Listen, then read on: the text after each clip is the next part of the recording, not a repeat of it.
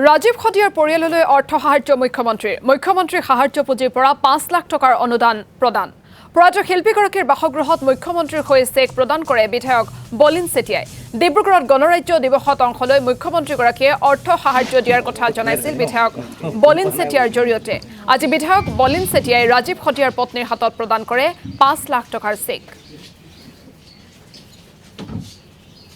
গণশিল্পী প্ৰয়াত ৰাজীৱ খটিয়াৰ আজি আমি বাসগৃহত উপস্থিত হৈছোঁহি আজি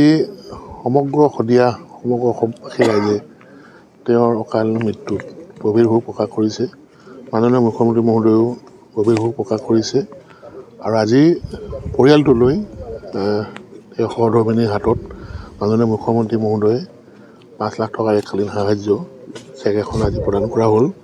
যাতে তেওঁৰ পৰিয়ালটোৱে কিঞ্চিত হ'লেও কিছু সহায় পায় আৰু আগন্তুক দিনতো মাননীয় মুখ্যমন্ত্ৰী ডাঙৰীয়াই বিশেষ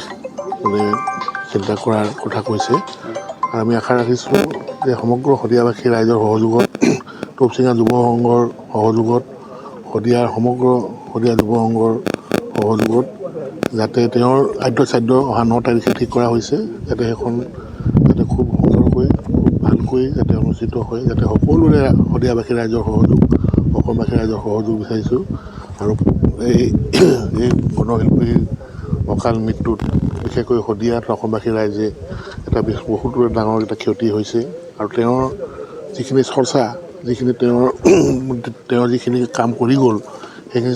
চিৰজীৱন ইয়াত ৰাইজে মনত ৰাখিব